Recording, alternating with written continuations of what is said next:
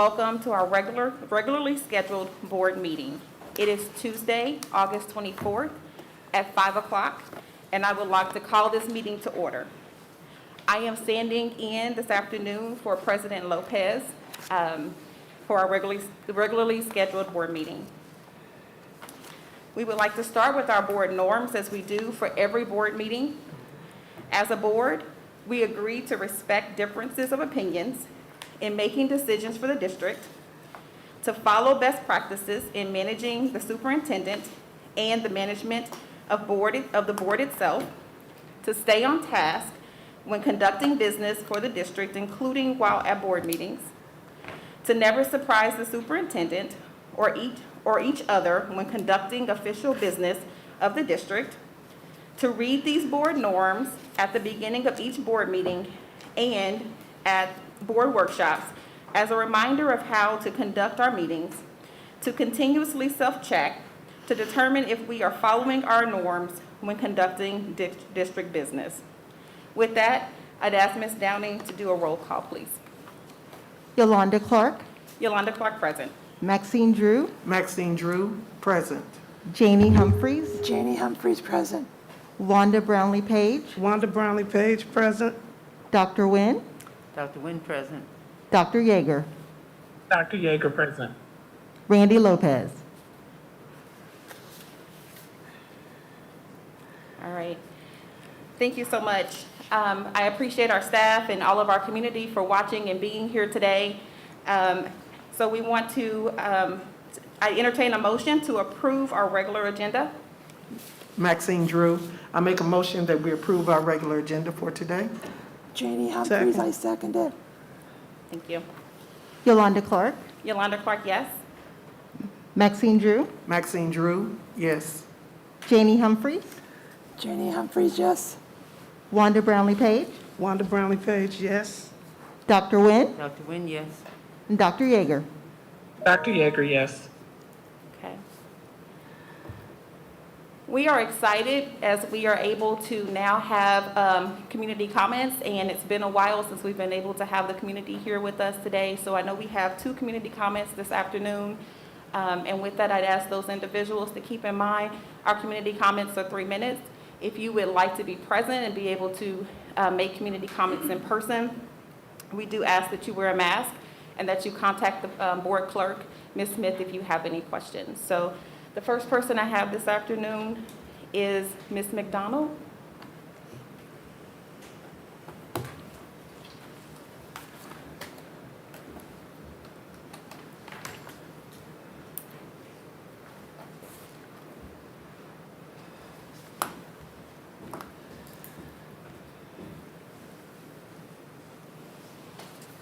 Thank you. Thank you. Thank you.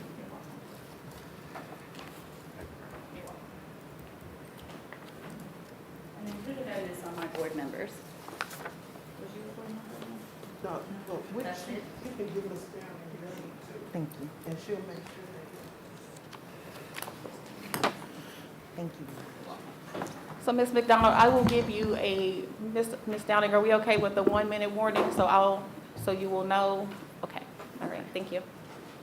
So do I start now? You can start now. Okay. My name is Brenda McDonald. I'm here to advocate for all USD 500 parents. We are concerned about the safety of our children and the amount of distance they are being required to walk to and from school. The families that have lost transportation and the after-school activities they might be missing out on because of lack of transportation being offered to them. I was unaware until the first day of school the boundaries had changed for Carl Bruce when my child had no way home from school on the first day. I take her every morning, but in the evening I have no way to get her home. Last year she rode the bus from school. This year, almost every day I have had to take off work to go pick her up, then go back to work after dropping her off at home. I cannot continue to do this. I will lose my job. The car line at Carl Bruce has tripled this year. Last year, there were over 16 kids that got off at her bus stop alone. I have it on video if you would like to see for yourself. I was upset that she had to walk 3 blocks from home, and now you want her to walk 1.5 miles from school? There are many other families in the same situation. That is why why I am here today. I have called everywhere in the district to get help for school transportation. The people have not called me back, or they haven't returned my phone calls or answered my voicemails. For the safety of our 11, 12, and 13-year-old children, we do not want them walking 1.5 miles. Within a 2-mile radius of Carl B. Bruce, there's 213 registered sex offenders alone. That's just registered sex offenders. Human trafficking is a problem in our world today. Did you know the Metro Kansas area is the cross points for human trafficking? We have the 2 major highways that run north, south, east, and west. The highways are I-70 and I-35. Carl Bruce is 1.5 miles from the I-70. Did you know that the kids have no busing provided before and if the kids have no busing provided for before and after school, they are also not provided busing for after school activities? If they do not, if they are provided, they can be dropped off up to 6 blocks away from their original bus stop. That's not okay. Daylight savings time is coming on November 7th. It's going to start getting dark at 5:30 for those kids that are in after-school activities. We have no sidewalks going up parallel, Wood Avenue, Garfield. With that being said, that makes the kids have to walk through people's grass. Not all residents like this. What about when the weather gets bad and it starts to snow? Are they walking in the street then? Look at the diagram I have provided for you. That's going to be the map. Carl Bruce is the center. The first red dot in the first circle is my house. The second red dot is the babysitter that I tried to use. If you're not busing these 2 homes, you're not busing anybody in that circle. That's the boundaries for Carl Bruce. Who are we busing? Down in Fairfax, that's all businesses. Up by the river on 42nd and Dickerson, who's there? Who are we busing? I also understand that people are using our district of our school's district's transportation to achieve getting their CDLs. Ms. McDonald, I'm sorry, I do need to cut you off. You did leave us what you have here. The 3 things that I want is that our boundaries change to 1 mile for all middle schools, that the busing makes people sign a 2-year contract, and that all kids in after-school activities are provided busing if it is needed. Thank you for your time. Thank you. And before you leave, can you make sure our board clerk has your address, please? Because I should have had you stated. So if you'll make sure that, Ms. It is. Thank you so much. Thank you. All right. And we have someone else on the agenda this afternoon for a public comment. Someone else? Okay. If you can come to the front, and I apologize, I don't want to mispronounce your last name. Okay. Just a reminder, it is 3 minutes, and I should have been keeping my eye here on Ms. Downing, so I will do that to give you a warning. Of course, yes, ma'am. Thank you. My name is Courtney Iderish. My address is 20901 Pebble Lane, Lenexa, Kansas, 66220. I am a current teaching fellow in the district. I was hired in May, and I currently teach at Harmon. And I wanted to come and talk to the board today a little bit about some of the observations that I've made in the last 3 weeks and over the course of the summer, and why I chose to work in this district versus a different district. The first reason being that this district offered a flexibility in licensure, and that was important to me. I'm able to teach things that I wouldn't have been able to teach in other districts. Secondly, I attended elementary school in this district. I knew exactly what I was coming back to. My parents still live here, so this was home. And thirdly, the group of fellows that I interviewed with were fantastic individuals, and I really wanted to do this program with them. But the last 3 weeks have been really hard in our building, and our admins are working day and night. Our teachers are being extremely flexible, giving up their plans, doing a lot of things that they're being asked to do. And as someone who's new in the district, I wanted to come and advocate for them, because we really, truly need 20 more bodies in our building, and awesome teachers. We have awesome, awesome teachers, but they are going to burn out really quickly. And I wanted to address some of the things that, that I had been hearing about and what I'd been seeing. So I watched the Zoom meeting of the negotiations, this last negotiations for the NEA, and came away from that with some thoughts about that we really have all this training that goes into this program, but we're not retaining the teachers. And why is that? And what am I noticing that could be done differently to make that happen? And what it boils down to is that everybody there cares about the kids. They want to do their job well, but they're spending day and night trying to keep ahead of themselves. And so 1 minute warning. we've got to figure out a way to increase their pay, increase our benefits, and provide some less stress. And I think with more people in the building, that's going to happen.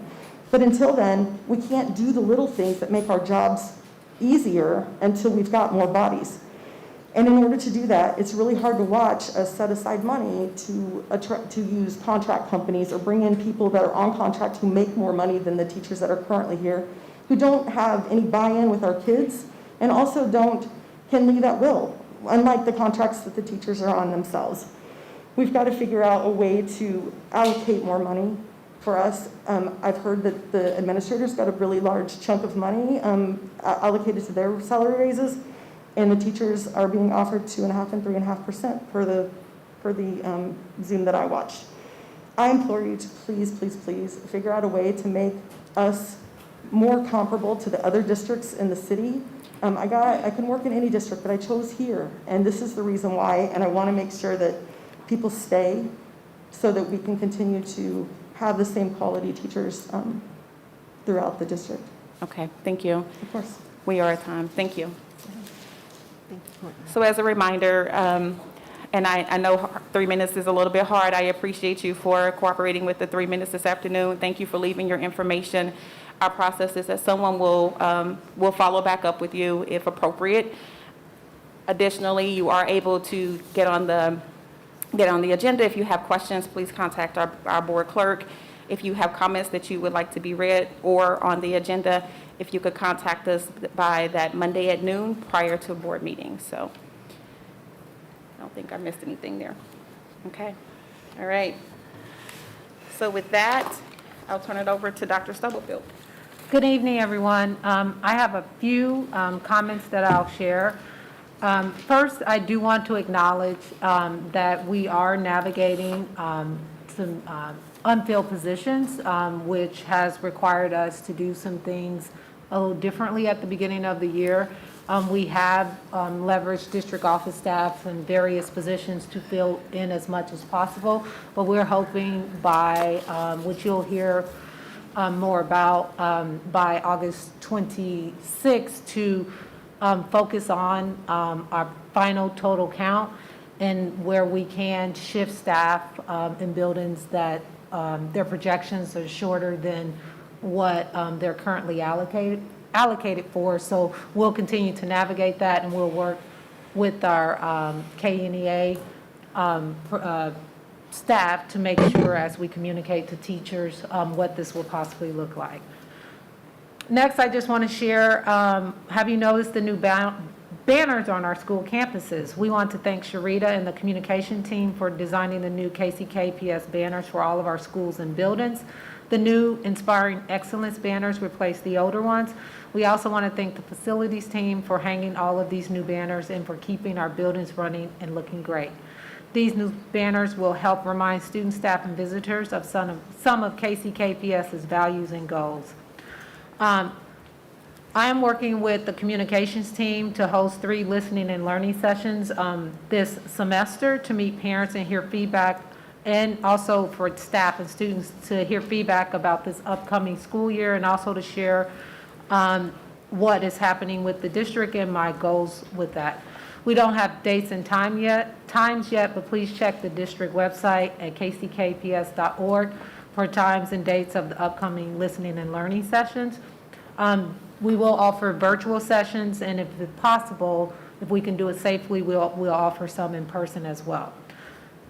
As far as COVID-19, as of today, we have about 110 positive cases since starting school on August the 11th. We have 274 individuals quarantined due to possible exposure to others who tested positive, and this number includes both students and staff.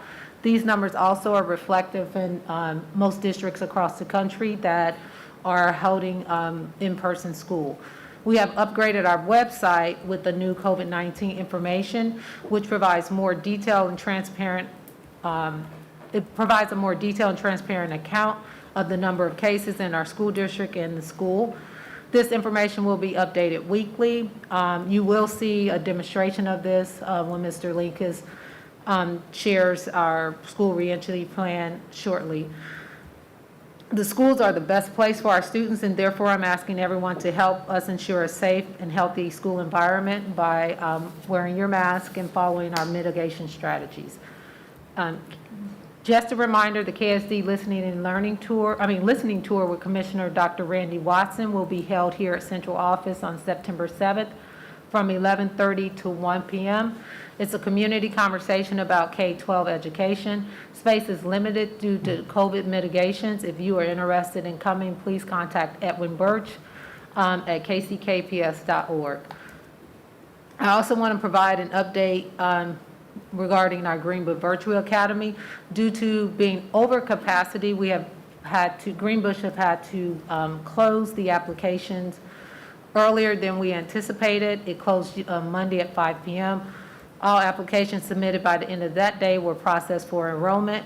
We'll continue to work with Greenbush as they onboard this group and hopefully can reopen it once they get this group of students up and running. I also want to say congratulations to Crystal Watson for being recognized by the Kansas Business Journal as a 2021 honoree for Women Who Mean Business. Several of the Foundation Excellence Board members, also our KCKPS board members, and KCK staff were able to attend this celebration for Crystal.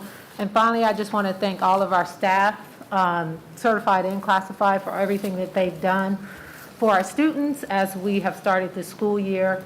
And we appreciate you and will continue to work to navigate the challenges that we're facing. Thank you. The only things I would add to that is that Ms. Drew celebrated her birthday yesterday, so happy belated birthday to our board member.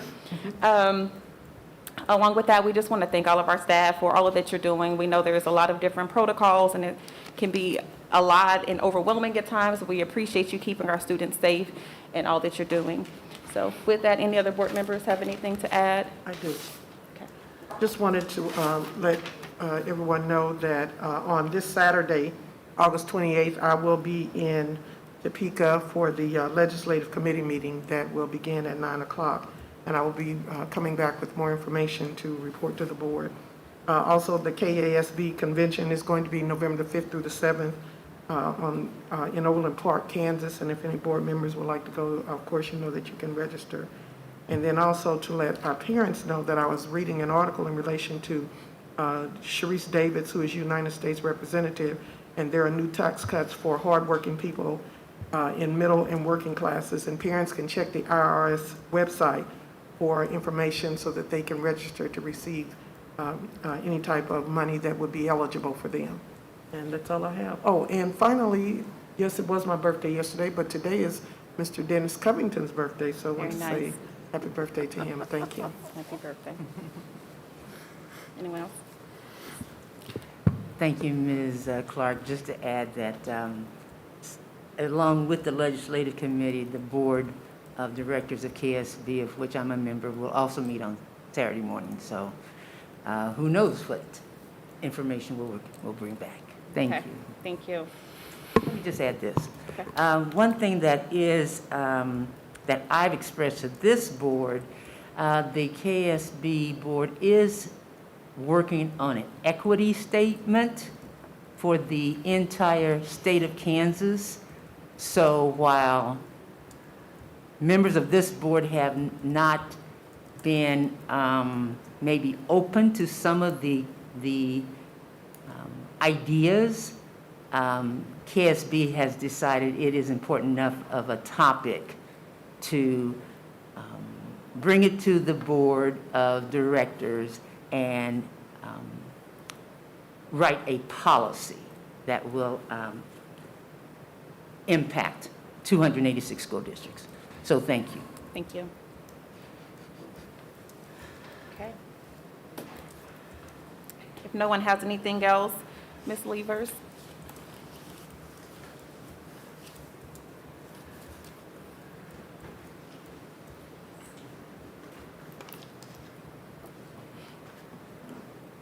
Good evening, Madam Chair, Good evening. Board, Dr. Stubblefield. Okay.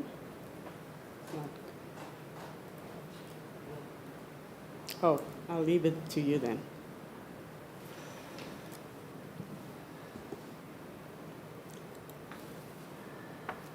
Thank you. This is the July, but it's obviously given in August, report from the Kansas City, Kansas Public Library. Obviously, we've added the statistics in again, just for your information. A total of 40,799 items were checked out at the libraries, and 4,835 items have been put on hold for our patrons. I've got Ms. Jessica Lorenz, who's the manager at Mr. and Mrs. F.L. Schlegel, and I'm going to ask her to share with us the summer camps. Good evening, everybody. As Carol mentioned, my name is Jessica Lorenz, and I'm the manager at the Schlegel Library Branch out at Wyandotte County Lake. Real quick, before I talk about our summer camps, I did want to say that this last June was our 20th anniversary, so we've been open. So for any of you that are familiar with our site, we've been there 20 years now. It's hard to believe. This year was our 18th year of summer camp. It would have been our 19th, but last year we had to cancel it, of course, just like the rest of the world.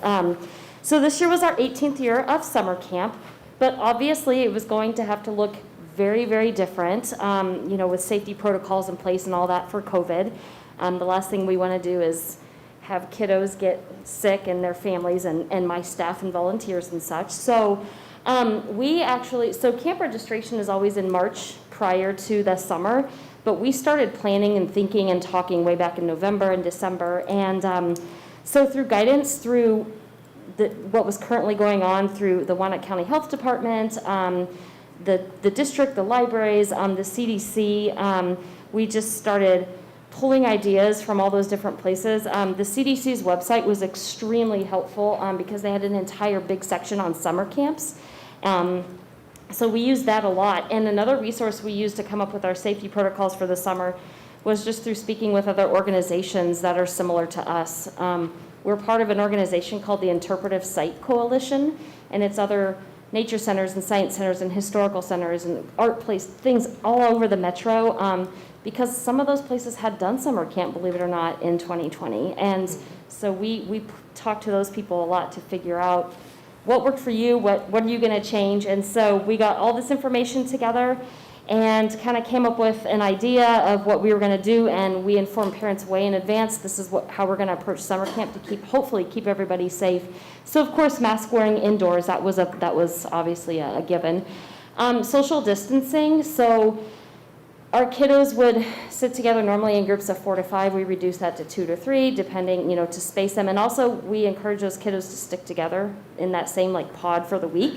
So if something did happen, we could trace it easily and talk with parents about that. Social distancing, of course, so, no close contact. So certain games and activities and things we just couldn't do.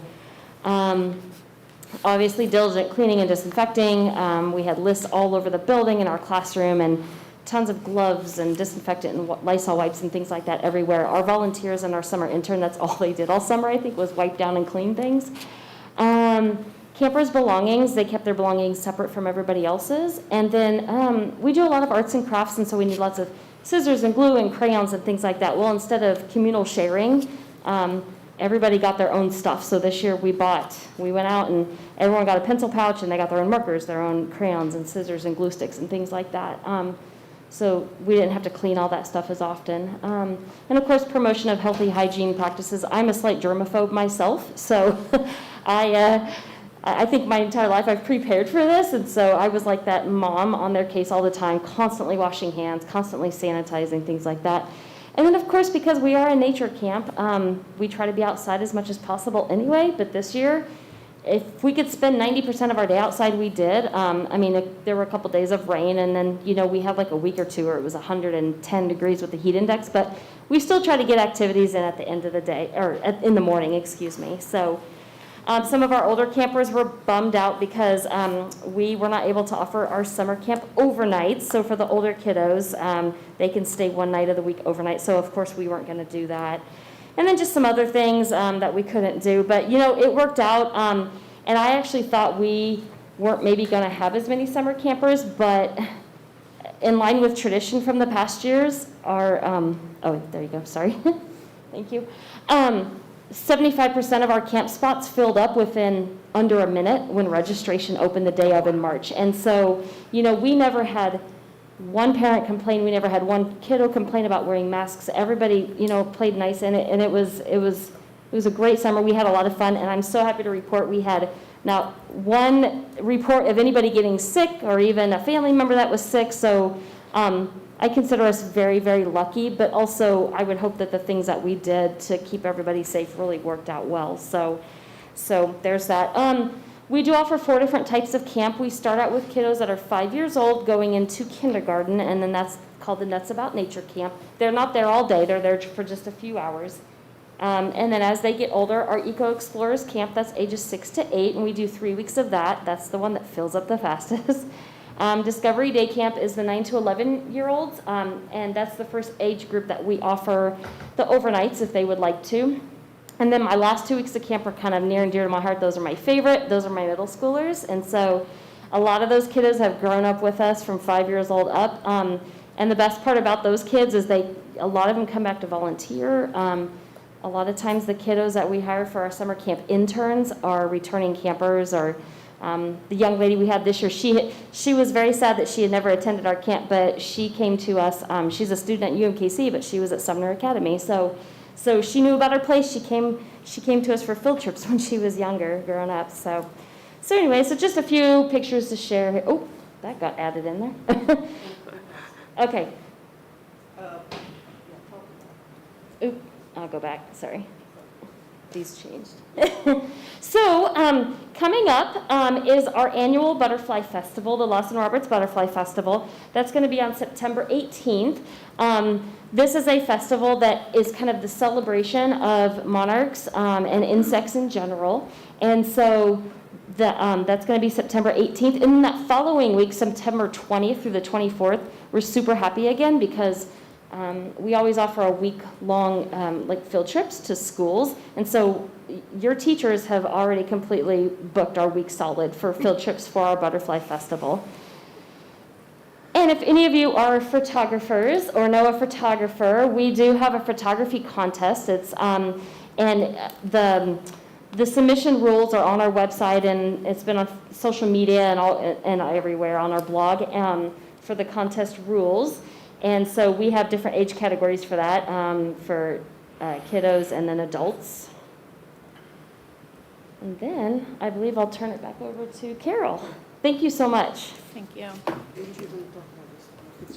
I don't know if they're on there. They little bit, sorry to, Yeah, I've got it's confusion. Go for it. I just wanted to let you, the board know that we are planning our 6th annual Library in the Park, and that will be down at Huron Park on September 25th from 10 a.m. to 2 p.m. We will let you know the next board meeting as well, but these things I just wanted to let you know because some of like the picture, the photos and the coloring for the kids need to be in by September 5th. So that's the reason why we have it on today. But there's some pictures that Jessica can talk about. Just the next few slides really quick are just some photos from our different weeks of camp. In the report that you guys have, there's the paragraphs, like descriptions about what the kiddos did in each of the 4 different camps. But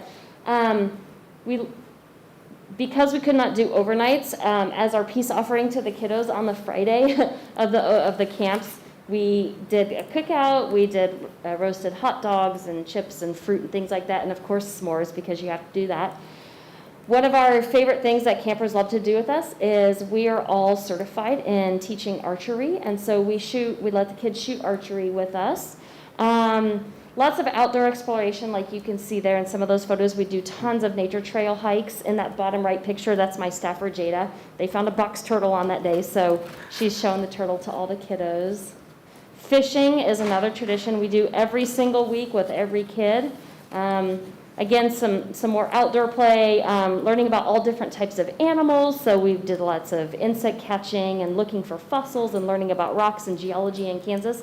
The top left, with our older kids, so our 9 to 11s and our middle schoolers, we do lots of science experiments.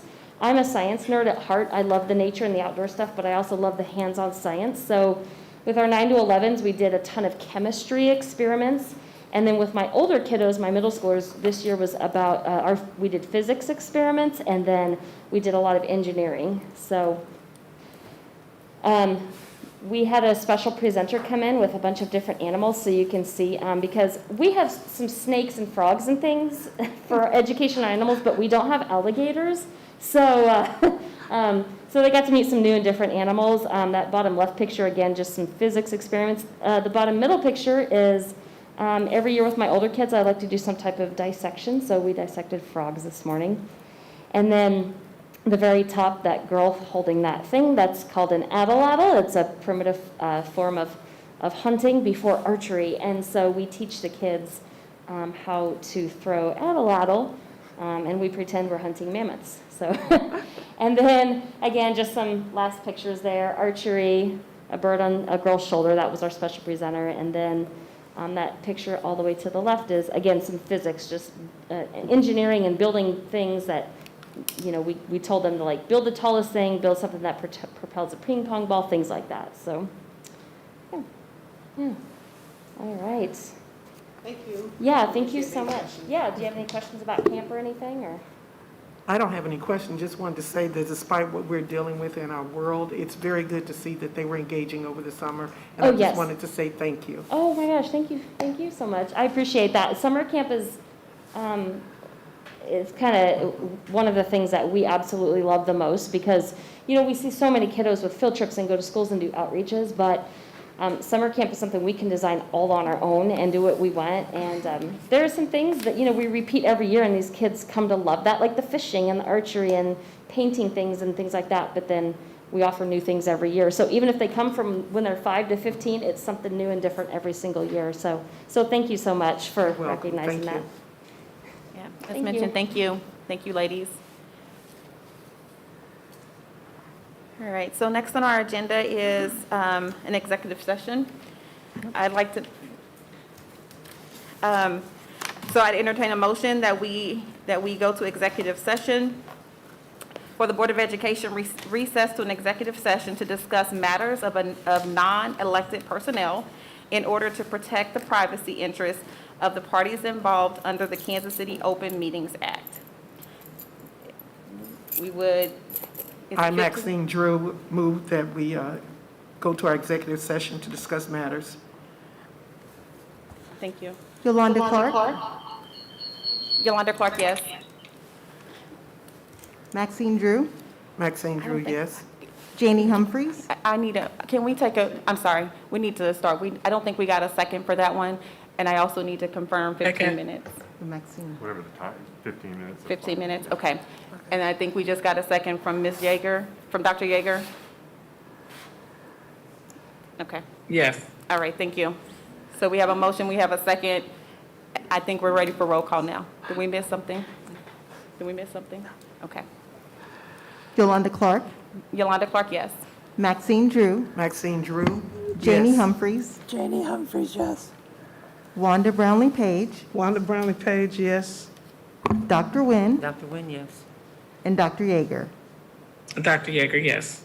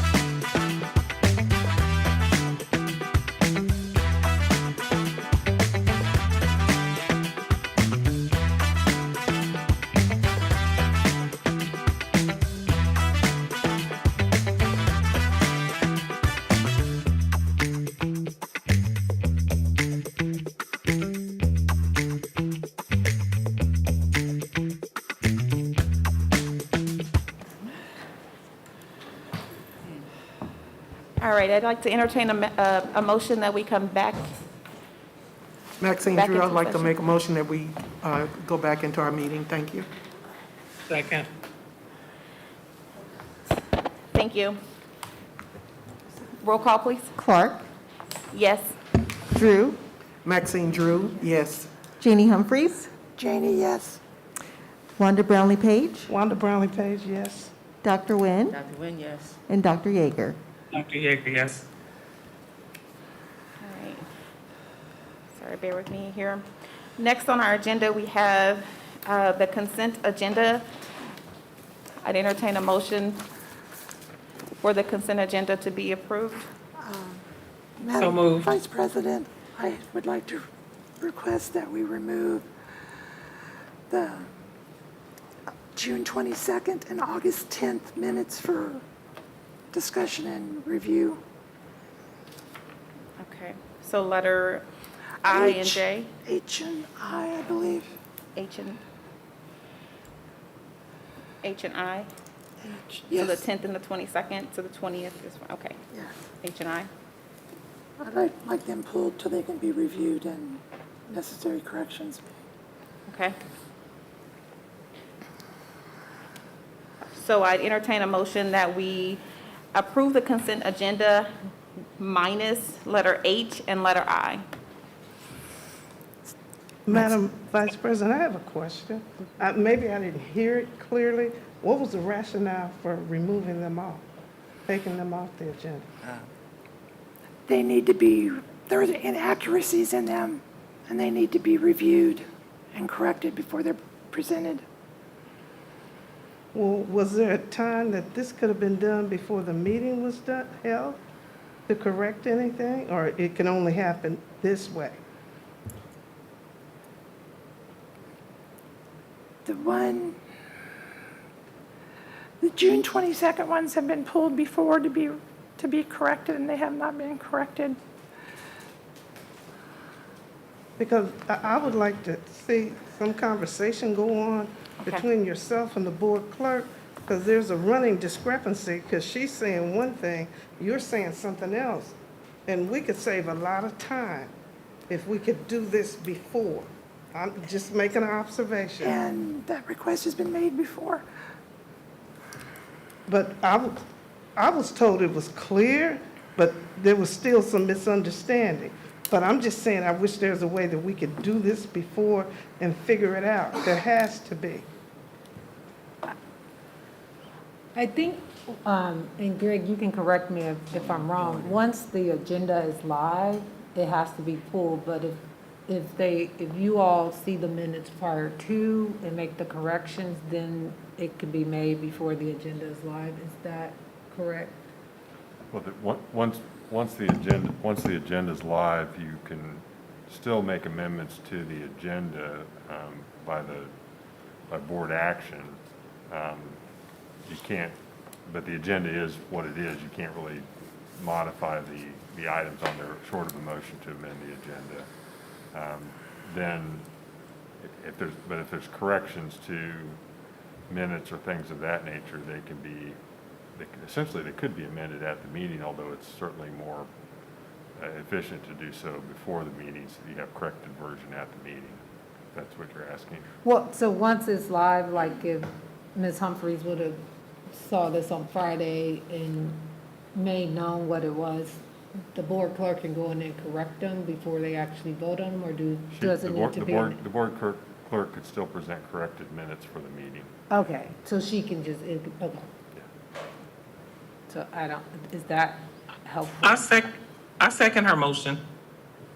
I've got a point of order. Should not we have approved the consent agenda without those two items and then come back and discuss them? Yeah, I think what she's asking is for those two items to be pulled from the consent agenda, and then you would move to approve the rest of the consent agenda, and then really that's when we should be having the discussion about the Okay. items, yeah. Thank you. It's a little clunky, but yet we're getting there. Okay. So the motion's been made and it's been seconded. Can we do a roll call? Yolanda Clark, Yolanda Clark, yes. Maxine Drew, Maxine Drew, yes. Janie Humphries, Janie Humphries, yes. Wanda Brownlee Page, Wanda Brownlee Page, yes. Dr. Nguyen, Dr. Nguyen, yes. and Dr. Yeager. Dr. Yeager, yes. All right, so it sounds like there was some further discussion, and I know some of that's taken place. Now, Any other discussion? now we deal with her. Okay. Two. Ms. Humphries? To clarify, Jane, are we going to go through each one and discuss them now?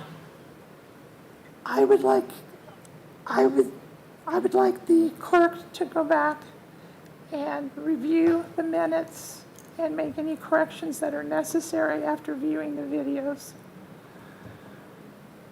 Do you have anything in particular that she needs to look at specifically so that she will be aware of it? She knows, Well, Can we hear that, please? do you, If you, yeah, I would like to hear okay. it.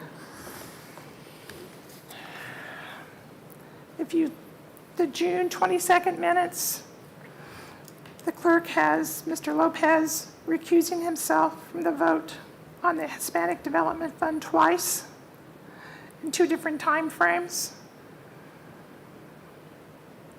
which is inaccurate.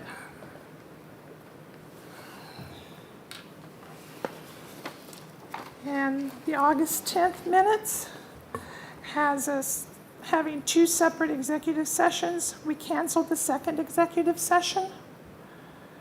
We only had 1, but we came out and we went back in. We extended the first session. There could be some other inaccuracies in there. I did not go through the whole tape. Can we request that the modifications be done and presented at our next meeting? That would give the clerk time to go back, check her notes, look at the video, and bring the minutes back to us again. That's my So request. I believe there needs to be a motion to table I and J That if was we're what- not, That's what I needed clarification It's on. not tabling. Or, Mr. Goheen, we've already approved to remove H and I. What, You've removed H and I from the consent agenda, so now they're just, now they're standalone items to approve or not approve. You technically could table that to the next meeting, I suppose. okay, and do we need to take a vote on that? Well, Or we, it'd probably be best okay. in the Yes. circumstances. Okay. So we need a motion to table H and I. So move. second, Thank you. Roll call. Ms. Clark, Yes. Maxine Drew, Maxine Drew, yes. Janie Humphries, Janie Humphries, yes. Wanda Brownlee Page, Wanda Brownlee Page, yes. Dr. Nguyen, Not to confuse, shouldn't you not have had discussion of that motion? I thought we just, oh, Yes, on that actual technically, you motion. should have had discussion Okay. of the motion. Okay, Yes. okay, motion passes. Thank you. No, You didn't No, ask them. I'm sorry. no, you can't pass it. Dr. It's Yeager, clerk- yes. Dr. Dr. Yeager. Yeager, I'm sorry. Dr. Yeager. Dr. Yeager Yes. said yes. Thank you. Anything else I need to make sure of? Also, as we're discussing this, there was mention of previous corrections that have not been updated. So I think what would be proper, Yolanda, if you will work with the president and having a discussion about expectations for when corrections and things are due. We can do that. Thank you.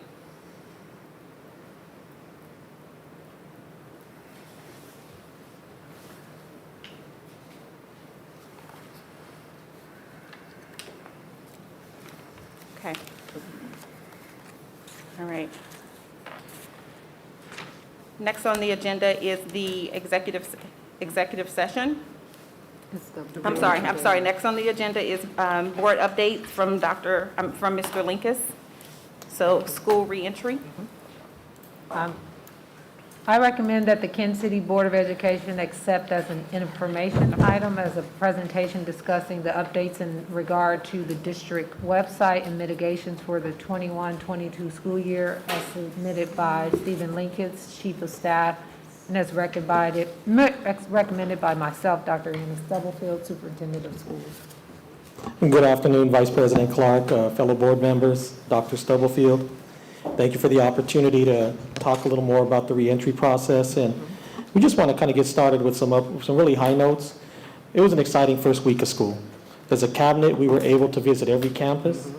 We were able to see all of our students in action, and although I would love to tell you I saw their smiling faces, I did see the masks move up and down, so I do know there was some happiness going on. So it was great to be back, and it was great to see the kids, and also our staff members. They were pumped, they were excited, they were all over the place making sure we were having a great school in those first few days. So when I say week, I'm talking about the first 3 days, because we know the first day not everyone attended, but the second 2 days, or the next 2 days, we were able to get everyone on campus. Central office staff, as Dr. Stubblefield previously mentioned, did go out those first few days. They helped with different things on campuses. Some were helping get kids in the right ESL classes. Some were helping with lunch duty. I mean, they were all over the place, so it was a great thing to see. One of the things we also saw was our staff, our school staff were everywhere. So depending on the school level, they were supervising the different campuses. You had before school duty, you saw our elementary people out there picking our little ones up from the buses. You saw our secondary teachers during passing periods and making sure kids get to class. At visiting schools, I was asked, where's room 347? I don't know how many times at one school. Fortunately, the administrator was with me, so I could say, excuse me, and we were able to get the young people to class. So we have that going on. Also along the supervision is, we know this is the first time in a year and change that we've had all the students back on campus. So part of that supervision is our SROs. So we do have an SRO at every high school, and we have 2 school safety associates. They're the gentlemen and ladies in the red shirts. So if you ever hear me refer to the red shirts, that's who I'm referring to. We have a school resource officer at the middle school, and we also have mobile units that support our elementary campuses and our early childhood centers. In looking at updates, the reentry team met on August 16th. Thank you, Ms. Drew, for sending some notes forward to members of the board and also Dr. Stubblefield. We had 383 applications. We're getting close to that 400 number, so that's why we had to cut off the, I was going to say inscription, because I was thinking in Spanish, but the registrations. So that's why we had to cut that off. And it has the numbers there of how many at which level did that. There's been a creation of the COVID task force. They've really hit the work on the day-to-day and looking at updating necessary documents so that something like the employee handbook we had last year and those types of things are updated for this year so that we have the most recent information out to our staff.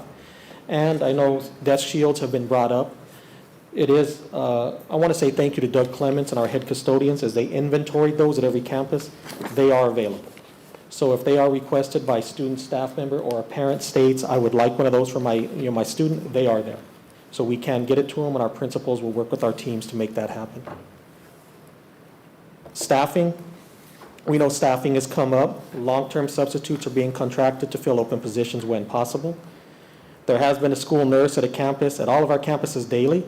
Sometimes that means Elizabeth Morris is there, sometimes that means Nate, and sometimes that means Wendy from her team are handling the duties, but there is someone there every day. Central office staffs have been teaching classes. They've been at campuses teaching, so they've been getting that work going. And we're looking at student counts daily because the 10-day is coming up this week, and we want to make sure that our sections are leveled, and we want to support our staff as in. So if we see that there are sections where there's maybe sections of 12 and 14, we look at where those can be combined. And what that can do is then help us with some of those vacancies, so that therefore with some of those open positions, we can do some contraction, and that way we reduce that, and it reduces the number of staff that we have to look for. Human resources, just some reminders. Masks and face coverings are to be worn by all times by our personnel. That's not negotiable, and we are not providing exemptions. Something else that's come up is about sick leave. So one of the things I did want to mention is, we'll start with this. Sick leave, like always, has to be entered in the front line. But staff, through contact tracing that is determined that contracted COVID off-site, will have to reach into their sick bank and use those hours. If it is determined by contact tracing that you were exposed on-site, then it will not be taken from their time. I know that's a question that's come up from members of our staff, and we want that to be very clear so that they know, what expectations are going forward. The COVID-19 dashboard, Dr. Stubblefield did mention this. It is going to have live updates. It's going to talk about, the numbers of students and staff cases and quarantines. There's a web page where it'll have listed by campus. These are being worked on, and I'm going to show you those tonight. The data you will see will not be the exact numbers, so if you heard one set of numbers, then you're like, well, wait a second, those don't match. We're going to be launching these, so I just wanted to get these out so that the community can see them. Flow charts have been created. We wanted something easy that we can all look at, and I'm going to show you one of those as well. Because sometimes, I like to read, but sometimes following a document is not that much fun or not that easy. This will be a little easier for everyone to look at. And there'll also be some supporting documents on there, assisting supervisors, assisting parents, stating if your kid has COVID, here's what you need to do, your steps. If I'm a supervisor, what steps do I need to take in order to report this?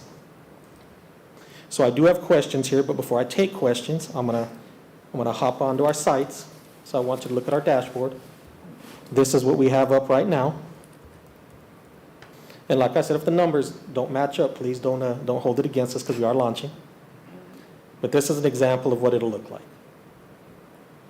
So we'll have the number of students quarantined, and we'll have the number of confirmed student cases as well as staff. So that'll be available for anyone to look at. So our community will have access so they can pull this up at any point.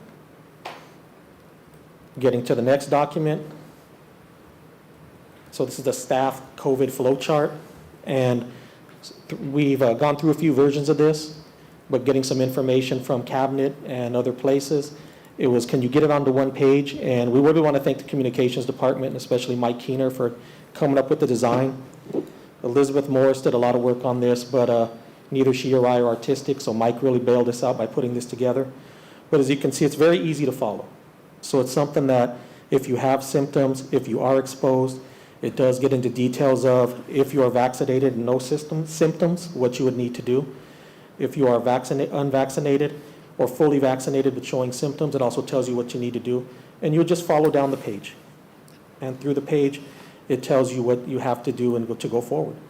It also has some common symptoms at the bottom, so that way if someone says, I'm not sure if this is or isn't, they can look at that for clarity. And looking at this, it also has, so right here it has some examples of employee responsibilities, supervisor responsibilities, and what they would need to do next if there was an exposure. Lastly, and then I'll get to some questions, this is what our dashboard will look like by school. So as you look through that, it would have confirmed cases of students, confirmed cases of staff. It would then also have the numbers of quarantines by both. So we wanted to get this out in front of you because we know this is going to be a great tool as far as being transparent. We want our community to be engaged, but we also want them to have somewhere where they can easily access things, because we know sometimes, as much as we love Bright Arrow, Flyer Connect, and as great as they are, not everyone always gets that information. But we do know, the other thing we thought about was a lot of our families use smartphones. So we made sure that these were accessible to a smartphone. So when you open it up, I know sometimes documents can bubble on each other. We've tested these. These will look clear, and it gives our parents and our community a good opportunity to look at all this information. So that was a lot of information in a short amount of time, but I'm going to go ahead and close out, and I'll open up for questions, and I'll answer what I can, and if some friends want to jump in, they will as well. Yeah. So before questions, I just want to, one of the things that it'll change, current practice, or my understanding last year, the practice was anytime there was a positive case on a campus, an email went out to everyone. And with the number of cases that we're seeing in the entire school year, we will shift to directing people to the staff, to the dashboard, unless they're a close contact, and then they'll be contacted directly. Because in some cases, people were getting multiple emails, and so we're just trying to balance not overcrowding everyone's email box, while at the same time not sharing the information of the number of positive cases on the campus, and making sure that we are contacting those who were close contacts directly and following up with them.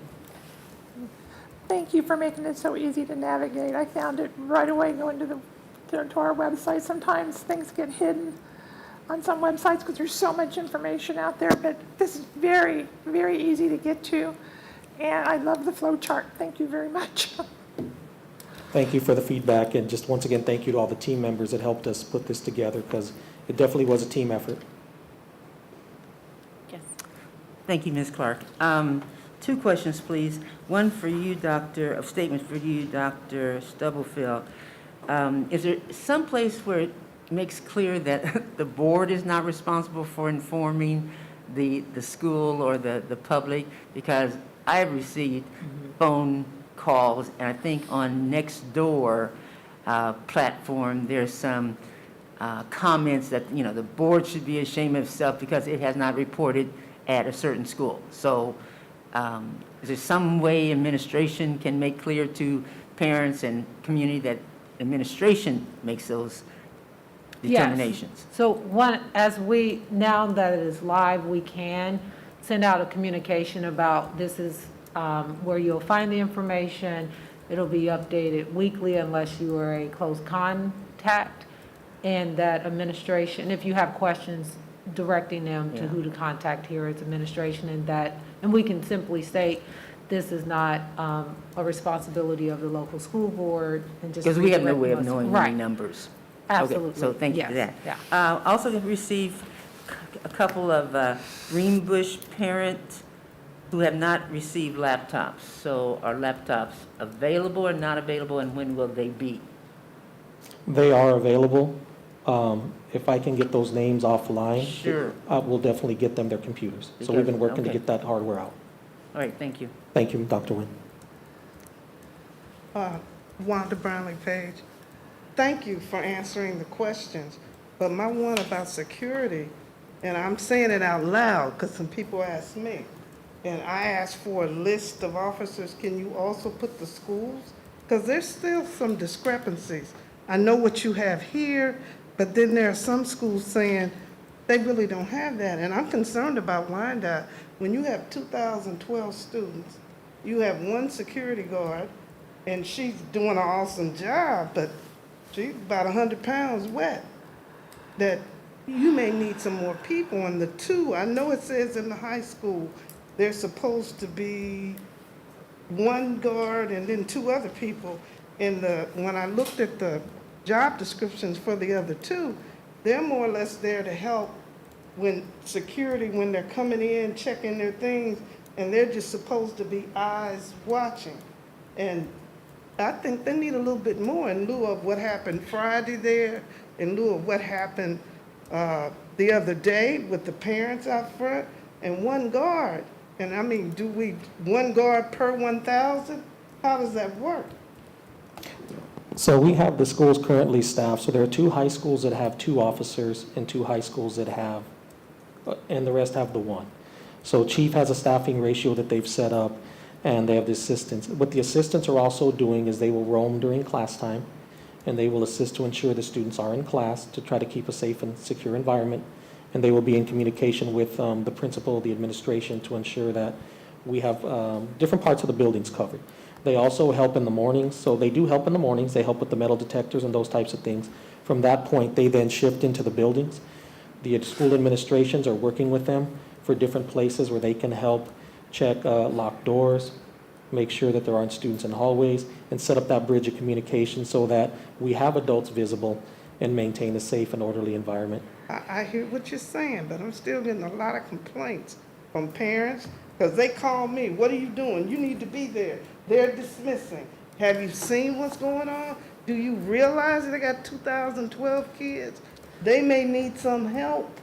Yeah, so I did meet with Dennis Coverdeen and Chief Horn on Friday, and we did add some additional security assistants at both Harmon and Wyandotte, so those are in the process of being advertised for. But I do want to clarify something, Ms. Page, not that it changes what you're saying.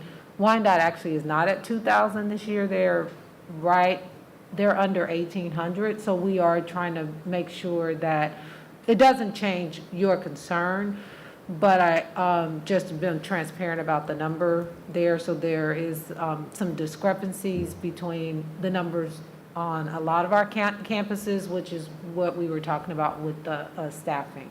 But it's still a lot of students, and we have added some additional security assistants that if it's not posted yet, they are advertising to hire some more. There were a few people also out for various reasons that may not have been on the campus at the beginning of the year, so they are, Chief Horn said they're working to make sure those that we say are allocated when they return, and then also adding some additional ones. When Mr. Ramos was there, who died, and they've been without one for like 3 or 4 years. So that was an issue. And, you know, they keep saying 212, and I'm not saying what you're saying is not right. Oh, I know. But there is a discrepancy. Yeah, And there's still a lot of kids, and they Yeah. need some help. Yeah. And they never replaced Ramos yet. So just need a little help. And if I could get the list with the schools where they're at, that would help. Yes, So when ma'am. someone calls, I can say, no, they have this, because I'm not sure what we have. We'll And work then- with, we'll I take would that up for you. disagree. I think before any more reports is run, the board needs to be in agreement that that is what we want. We should not be answering questions or concerns as far as where there are staffing. We are part of the board. We should not be directly providing where officers and things are located to our community. That's the responsibility of the superintendent and her staff to have the community directed to that question. We should not have a list giving out information, encouraging the community to contact us, because again, that is not our responsibility. Also, I think it's important to note that we should not be over-securing, over-policing our students. There's a difference between police officers and security guards versus people who control traffic. I think we need to be very careful about adding lots of police officers in our students. I would be encouraged for us to talk about this a little more in depth as to what we want to see in our security area, but I would not be in support of adding more police officers, arresting officers with guns to our students in our Black and brown communities who we already know are over-policed. So I think this needs to be an additional conversation rather than just a couple of board members. So again, before any more reports is ran to give us this information, it should be at the discretion of the full board and not just one person asking for this full report and to go back and add additional staffing and work to people who are already being overworked and trying to secure our students on a daily basis. Thank you, and I respectfully disagree with you. And as usual, you always twist it to make it seem like I want 100,000 police there. That's not what I said. Because I just didn't say like you you're said saying that. that, I get people who also say they're concerned. They want their children to be safe. I never said bring the National Guard. That's how you spin it. and I didn't twist say it bring and the turn it. National Guard. Do Well, not you twist my are- well, words. you I twist said mine. you were asking But I'm not for going to more. debate you, but as I stated, I'm concerned about the safety. We want everyone to be safe. Now, you may not get those kind of emails, but I do. All right, so thank you I for. do get emails, so clarification. I did not say the National Guard. You were asking for 2 or 3 more police officers with guns to be added to our high school. That is what you said. No, And that's I am not what I saying, said, I am but not Thank- in thank you. support of debate it. that. Thank you. I'm not going to I debate am it. not. Thank you, Now, ladies. I have another question. Okay. I'll move on. Okay, Because we just disagree. That's how it works. okay. Okay, in regard to supplies, there's still some schools saying they haven't gotten their supplies. So all of the principals were responsible, like they had the funds allocated, and so we can wrap back around if we know, we can remind the principal, have the ILs Okay. follow up. But that, I'm not sure where the disconnect may be, but all of the principals had the resources to provide the supplies for all of the students in attendance.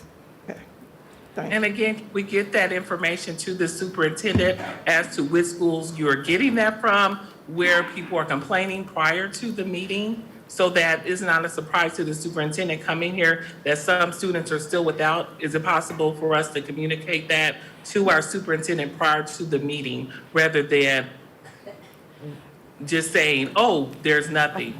Well, what schools, who reported it, which teachers, which classes? I think it's important for us to clearly communicate this to our superintendent, because it is her responsibility to handle these concerns, especially prior to the meeting.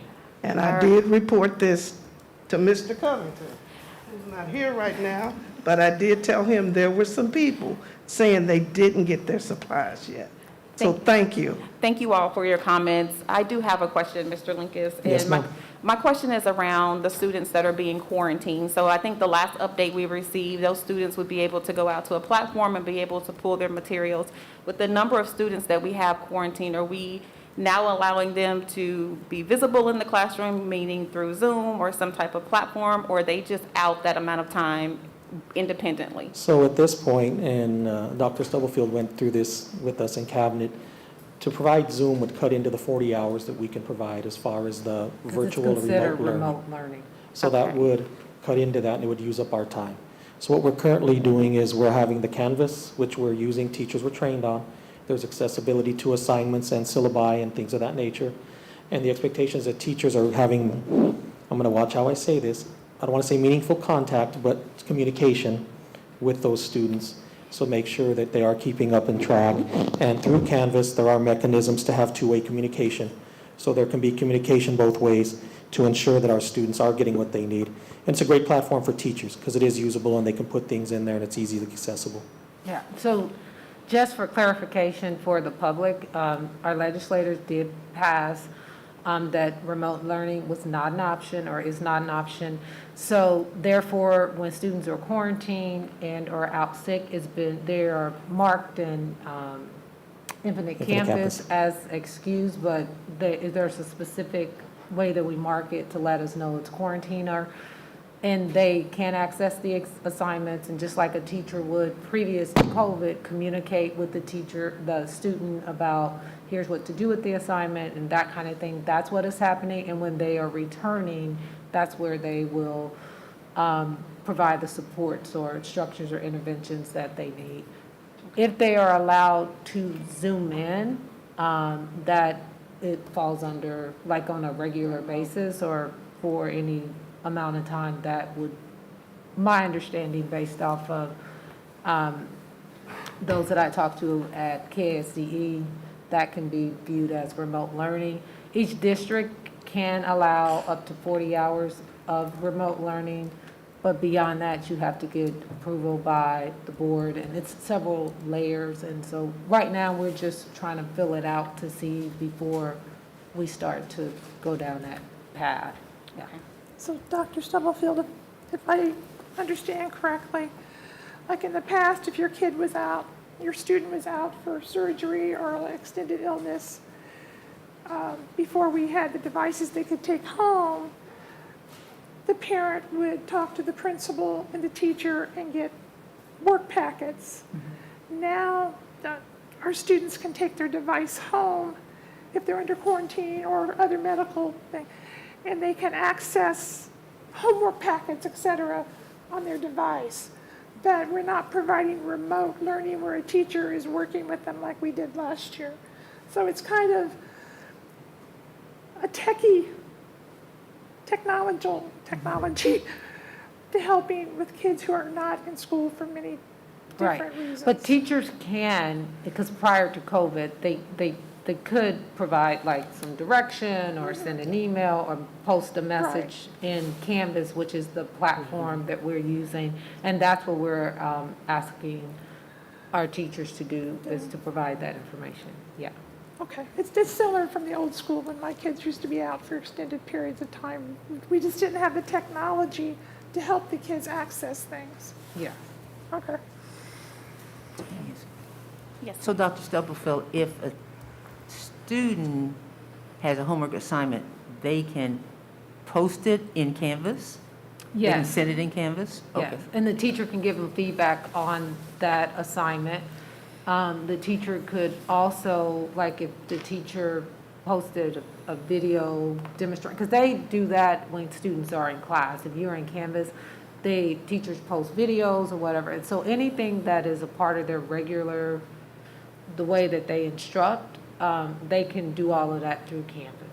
And we have 100% teachers trained on Canvas? My understanding is when they returned, all teachers were trained on Canvas, but that's my understanding, that the time was allotted and they were trained, but I will not emphatically sit up here and say 100%. If they started at different times or things may happen, but we can wrap back around to the principals through our ILs to see if there's any gap Or maybe there. need additional training. Yeah, yeah. And I think there will be ongoing support through the Wednesdays and other times for if teachers need additional support on that. Thank And the you. instructional coaches also will be able to help them with that, yeah. Thank you. Thank you. Any other questions for Mr. Linkus? All right, thank you. Thank you all. All right, now we're ready for executive session. So let me go here to the motion. I would entertain a motion for the board to be excused to executive session to protect the public interest in negotiating a fair and equitable contract, discussing teacher negotiations, pursuit to exemptions, for employee negotiations under the Kansas Open Meeting Act Maxine Drew, I so move. for 30 minutes. Thank you. Going, we have a 5-minute break. We can have a 5-minute break, so we can Go just ahead, Ed. So it would be starting at 6:30? Was that second? I heard a second? motion. First. Who's second? Did you second that, Ms.? I'll second it. Okay, thank you. Clark, Yolanda Clark, yes.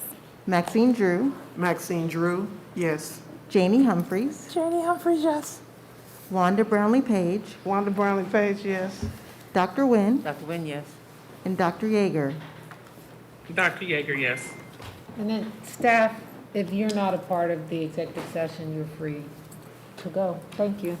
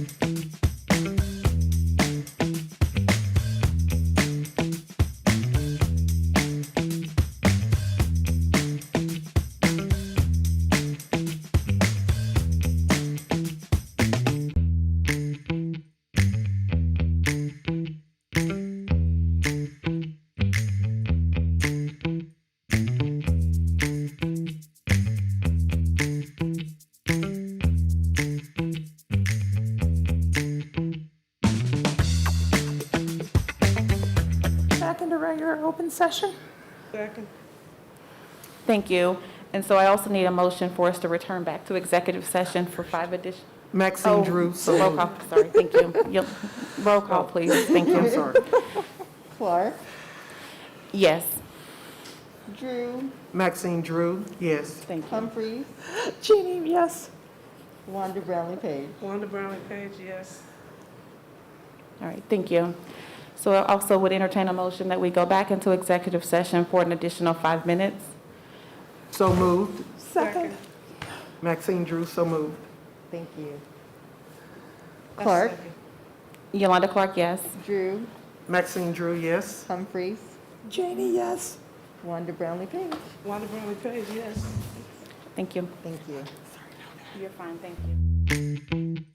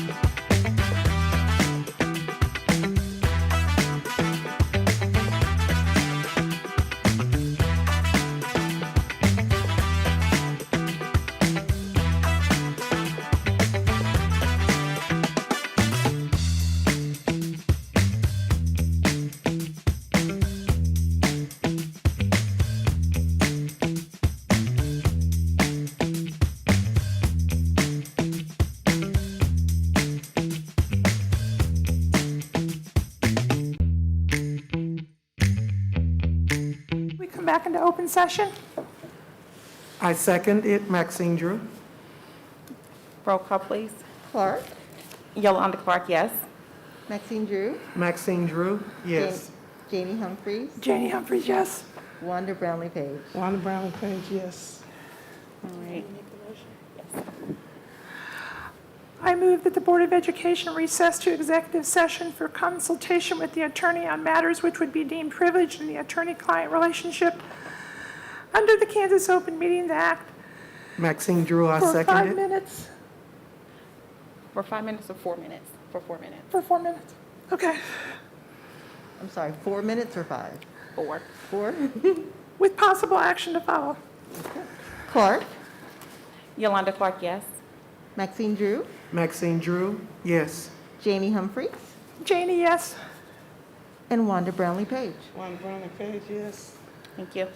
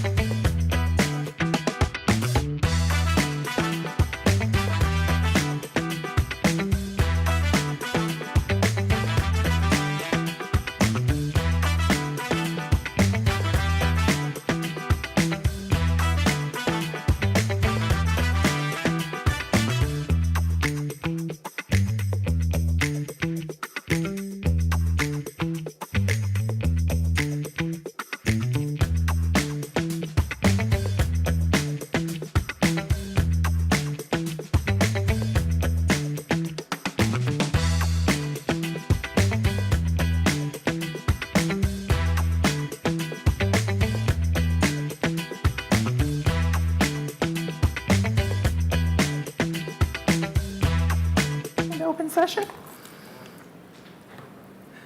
I move we come back into open session, please. Is Stacy on? I don't see her. I would do it. Is Stacy on there or not? I don't see her. I don't hear her. Yeah, if she's not on, we don't. We have need to wait. It's hard to tell. Yeah. There she is. There's Stacy. Run away from this chair so we know for sure. Okay.